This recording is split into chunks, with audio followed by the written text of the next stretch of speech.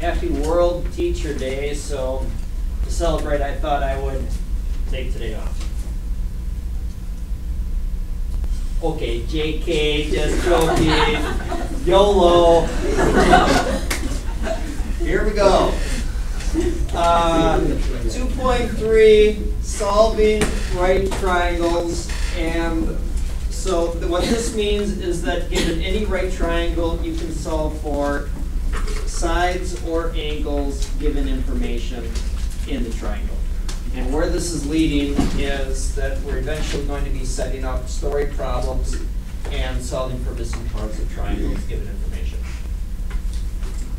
Remember that when you find a side, you're going to want to use the regular trig function, and when you want to solve for an angle, you're going to use the inverse trig function.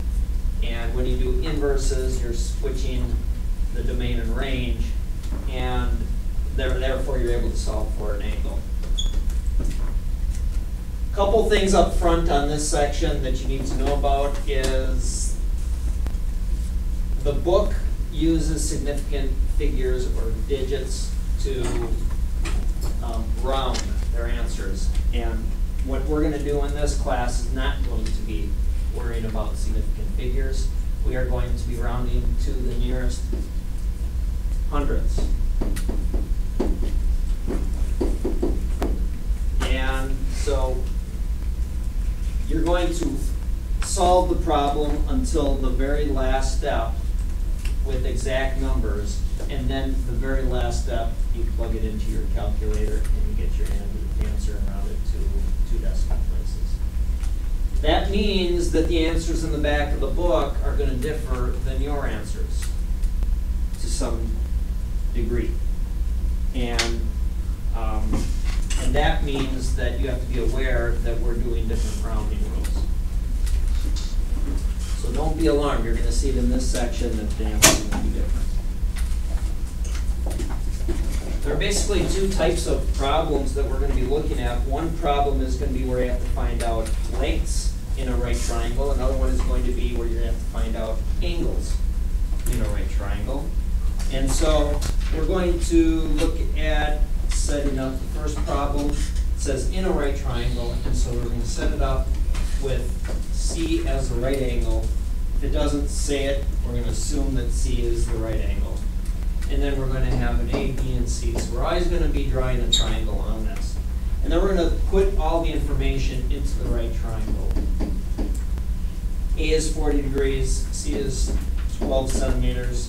Find A, side B, and angle B. So I want to find out A and B in this angle. Well, first of all, the angle, so angle B, the measure of angle B is equal to 50 degrees because they must add up to 90 degrees. So 90 minus 40 gives you 50 degrees. Secondly, if I want to find out what A and B are, this is a SOHCAHTOA problem. So it's often beneficial to have this written out somewhere on your paper. And so you look at what's given and what you're trying to find. I'm given angle 40, and I want to find, let's say, A, if I know the hypotenuse is 12. What you can do is write down, well, from 40, this side is the opposite. This side is the hypotenuse. I'm dealing with O's and H's. And so that's going to be the sign is opposite over hypotenuse. So I want to write down the sine of 40 degrees is equal to 8 over 12. At this point, you solve for A. Could multiply by 12 on both sides.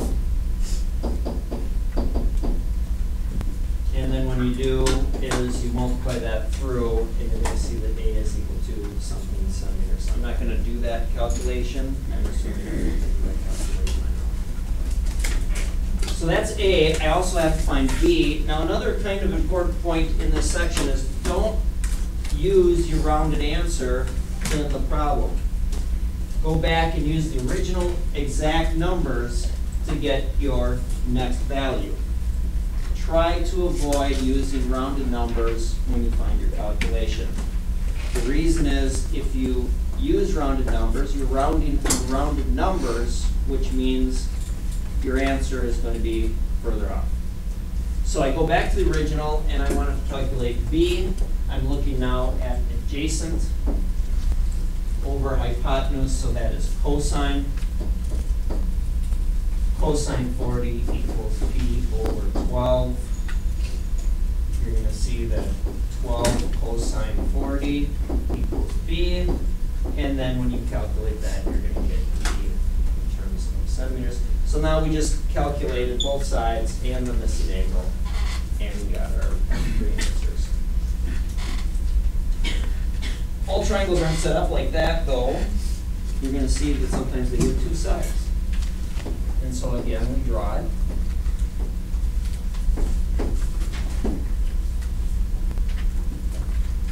A is 2.73. B is 3.41. And we're supposed to solve for C as well as the angles A and B. Well, for starters, we're going to try to find out the third side, which we're given two sides of a right triangle. To find the third side, we use the Pythagorean theorem. So the first step is c squared equals 3.41 squared plus 2.73 squared. Take the square root of both sides.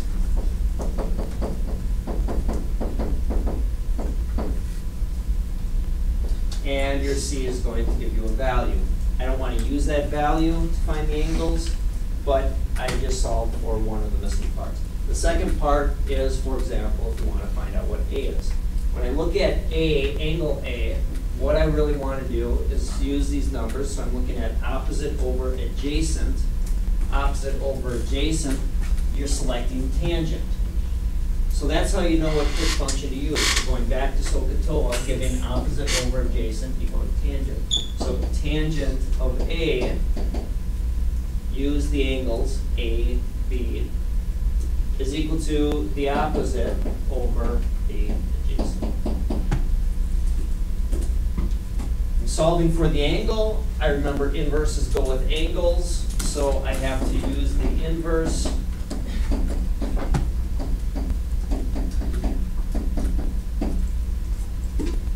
And then I can find out what my A is approximately. Degrees.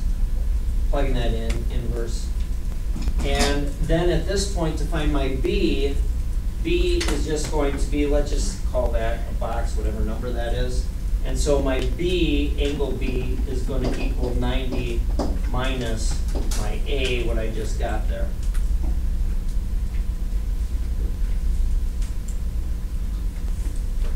And in your calculator,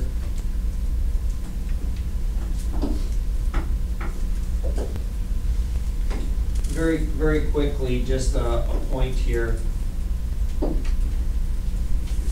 When you get an answer in your calculator, it will be exact. And so you just want to carry that through on your calculator. So for example, if I did the inverse tangent of, let's say, 1.2, and I got that for my angle, and let's just assume that that's angle A. What you really want to do is just say 90 minus my answer button, which is second negative sign. Because that second negative sign is the answer of what's before it, and that keeps it exact. And so that's a nice feature of the calculator. Use that ANS button. Also, on your calculator, let's say you made a mistake on the tangent inverse, and it should have been 2.1 instead of 1.2. Go to second, enter, oops, second, enter, second, enter, second, there. Second, enter, And when it brings up what you have beforehand, and now you can go back and edit what you really wanted to put in. That's a lot easier than typing it in the future. This is pretty straightforward, but later on, when it gets more complicated, I use that very often. It becomes easier.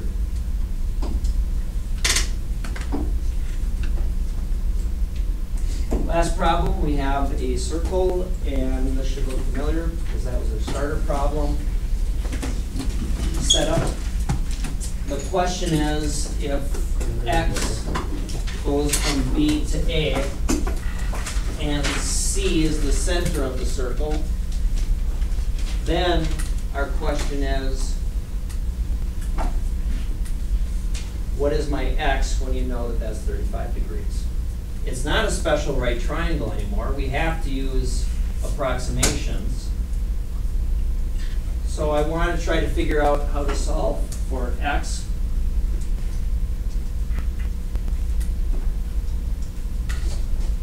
When you're setting this up, you really want to see what's given. And when you have circles, you have to remember that all radii are congruent in a circle. From C to D and from C to B is both 18. So I'm going to put that on there so I remember that I'm not forgetting it. And my x is part of the AC. So there are a couple ways of solving this problem. One way is to say, I'm just going to find out what AC is and subtract off 18. The second way is I'm going to leave my x in for AB, and then I'm just going to do the math, and I'm not going to have to deal with any subtraction at the end. We'll take a look at solving both of them, and then you can figure out which way you want to proceed after this. So we'll leave x in the main equation. I'm looking at 35, opposite over hypotenuse.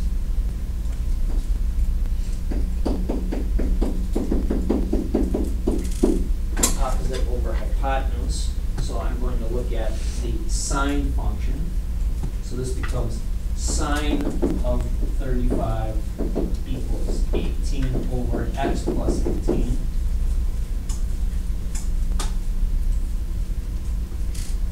Now it's a question of solving for x. X is in the bottom.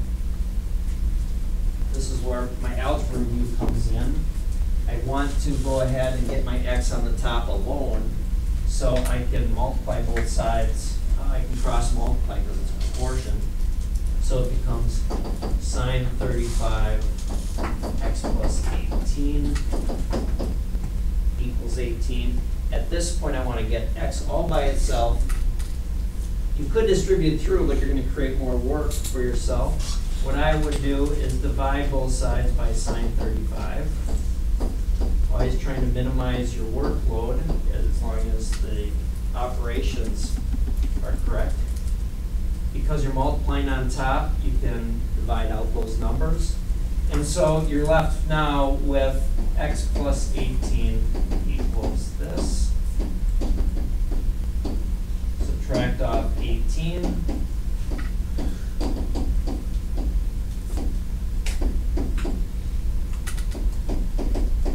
And therefore you get your answer. 18 divided by sine 35 minus 18. Plug it in your calculator, and therefore that's what you're going to get up for x. Now, that's one way of solving that problem. You don't have to do anything at that point. The second way of solving it is say, you know what, instead of x plus 18, I'm just going to label that as y. If I can solve for y at the end, I want to just subtract 18 off of y, and I'll have my answer. And we'll see which way is easier. So the sine of 35 equals 18 over y. That setup's a lot easier. Y sine 35 equals 18. Y is equal to 18 over sine 35. And then I can just say my x is equal to 18 over sine 35 minus 18. And then you would get your answer. Now, how much work is there in green compared to black? A little bit less.